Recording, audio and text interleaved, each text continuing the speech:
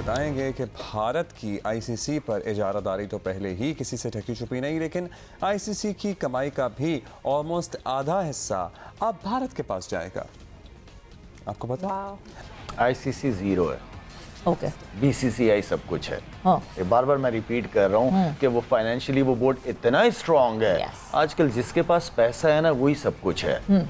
पैसे के जरिए कोई भी किसी को ब्लैकमेल कर सकता जिसकी है। लाठी उसके जिस पास। लेवल पे इस वक्त चीजें चल रही हैं, सारा पैसे का खेल है। इंडिया के पास पैसा financially they are very strong, तो वो तो किसी को भी खरीद सकते हैं। और जो बात शाहिद भाई कह रहे हैं वो आईसीसी का नया जो रेवेन्यू मॉडल है उससे भी काफी क्लियर है कि जितना बिल्कुल जितना may be next time chairman और आईसीसी का प्रेसिडेंट चेयरमैन जो भी है, क्या पता इंडिया से हो। अगर आप अपने हमसाये मुल्क में देखते हैं तो आईपीएल की कामयाबी की रीज़न क्या है?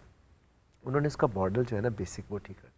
सर, आईपीएल में सऊदी अरब बहुत बड़ी इन्वेस्टमेंट कर रहा है इंडिया में, और हम यहाँ पर जो है वो आईएमएफ के सामने नाक रगड़ते हैं, सऊदी अरब के आगे हाथ जोड़ते हैं, और वो बगैर कोई हाथ जोड़े, बगैर नाक रगड़े उनके यहाँ इतनी बड़ी इन्वेस्टमेंट जो है $60 बिलियन की जो है आईपीएल में इन्वेस्टमेंट कर रहा है सऊदी अरब।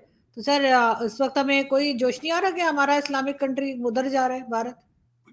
भाई, अब जब हम उनसे पैसे मांग के अपना कारोबार चलाते हैं, हम किस तरह एतराज, किस मुंह से एतराज करेंगे उनकी पॉलिसीज पे? सवाल ही नहीं पैदा होता।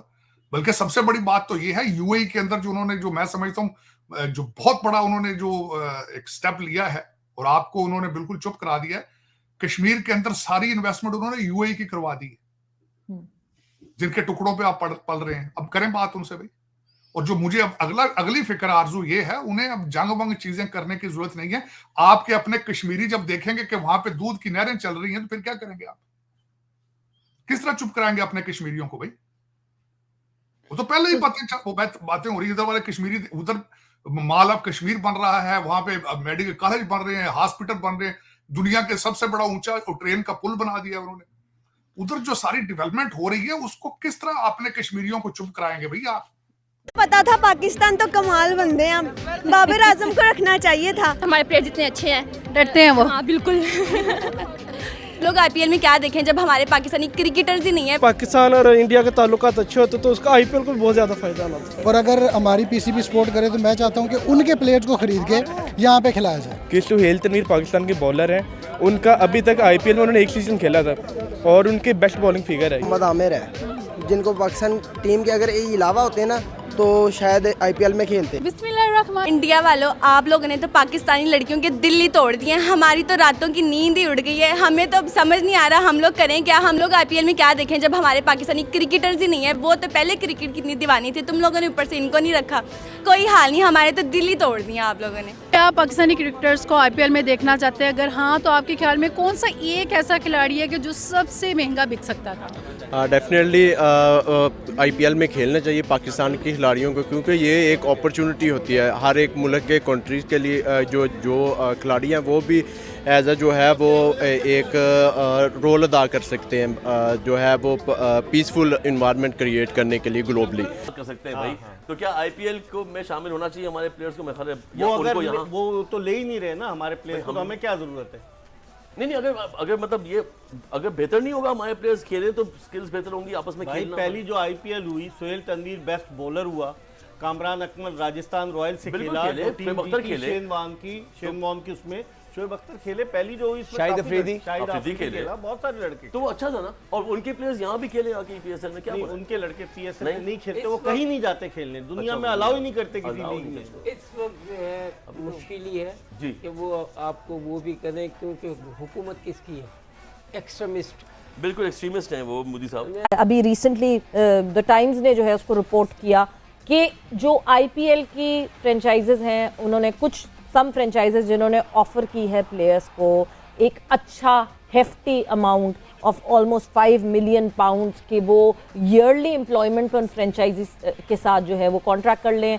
और जो वर्ल्ड अराउंड अब आईपीएल की फ्रेंचाइजीज जो हैं, जो अलग अलग लीग में, सीपीएल में, साउथ अफ्रीकन लीग में, ग्लोबल T20 में जो है, IL T20 में जो है वो उनके ओनर्स की टीम्स हैं, अब वहाँ वो अवेलेबल हों प्लेयर खेलने के लिए। वही खतरे की घंटी जो हम बार बार लीग को कहते थे कि लीग स्ट्रांग हो रही है, इंटरनेशनल क्रिकेट में नेशनल ड्यूटीज़ पे ध्यान कम हो रहा है, आपको लगता है कि बहुत तेज़ी से अब ये खतरे की घंटी बज रही है?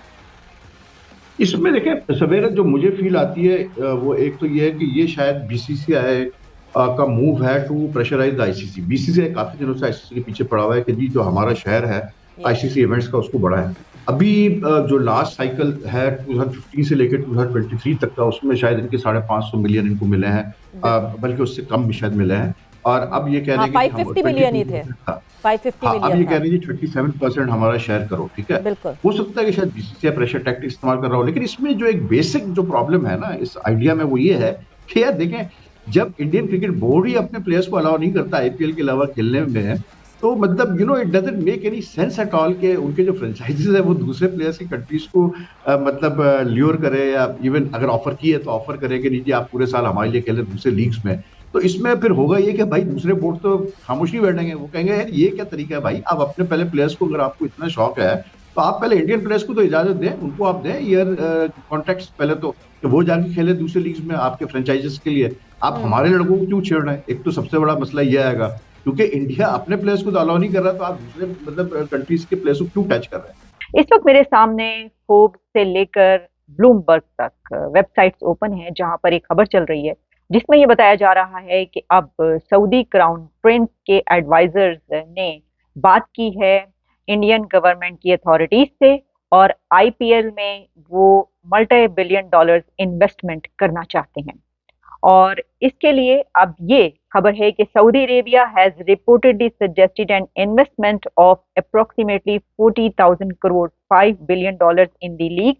Additionally, they propose assisting in expanding the IPL presence globally. यानी कि सऊदी अरेबिया चाहता है कि अब आईपीएल को वो ग्लोबल लेकर जाए। और 2025 में चैंपियंस ट्रॉफी के लिए फिर इंडिया हमें आने से मना कर देता है, तो हम फिर फंस जाएंगे कि हमने कैसे मान ली थी बात। और ये मतलब जो भी चेयरमैन उस वक्त होंगे, सेठी साहब होंगे या जो भी होंगे, उनके लिए तो ये मुश्किल आ जाएगी। आपको लगता है कि आईसीसी को, क्योंकि पास्ट में एमओयू साइन किया हमने इंडिया के साथ 5 सीरीज का, और इस एमओयू में छोटा सा कहीं लिख दिया कि गवर्नमेंट क्लियरेंस होगी तो आएंगे, हम तो चले गए, वो आए नहीं और उसी में फंस गए, फिर से हम वही मसला आ गया। सो सेठी साहब तो कहते हैं ना दूध का जला जो है वो छाछ भी फूक फूक के पीता है, वो वाले स्टेप्स ले रहे हैं। क्या आईसीसी को इंटरवीन करके एक एमओयू ऐसा साइन करवाना चाहिए जिसमें कोई कंडीशन नहीं होगी?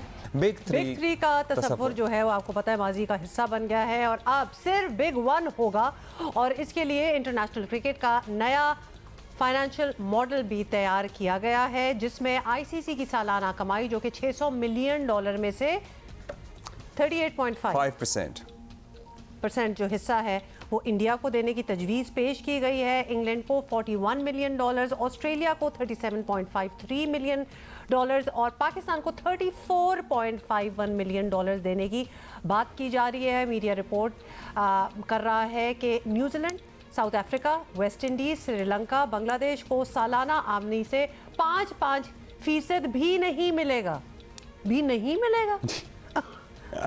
क्रिकेट हो या कोई दूसरा क्षेत्र, भिखारी पाकिस्तान खुद की तुलना भारत से करने से बाज नहीं आता। फिर चाहे वो डिफेंस का बजट हो या भारत की इकोनॉमी, पाकिस्तान और भारत के बीच हर मामले में जमीन आसमान का अंतर है। पाकिस्तानी ये बात अच्छे से जानते हैं, फिर भी वे भारत से अपनी तुलना करके खुद की बेइज्जती करते हैं और सरकार और अपने सिस्टम को दोष देते हैं। कुछ टाइम पहले आईसीसी ने ये घोषणा की थी कि 2024 से 2027 तक किस देश को कितना हिस्सा मिलेगा और कितने पैसे मिलेंगे उसकी होने वाली 2024 से 2027 तक की कमाई में से। इस घोषणा के साथ ही पाकिस्तान को एक बार फिर से अपनी औकात पता चल गई। 2024 से 2027 तक आईसीसी $600 मिलियन अमेरिकी डॉलर की कमाई करेगा, जिसमें अकेले बीसीसीआई का हिस्सा 38.5% है, जो करीब $230 मिलियन अमेरिकी डॉलर होते हैं। वहीं पाकिस्तान की बात की जाए तो उसका हिस्सा 5.75% है, जो कि $34.51 मिलियन के बराबर होता है। इस पर पाकिस्तान फिर से आईसीसी को कोसने लगा और रोने लगा। हालांकि ये कमाई पाकिस्तान बोर्ड की पिछली कमाई से दोगुनी है।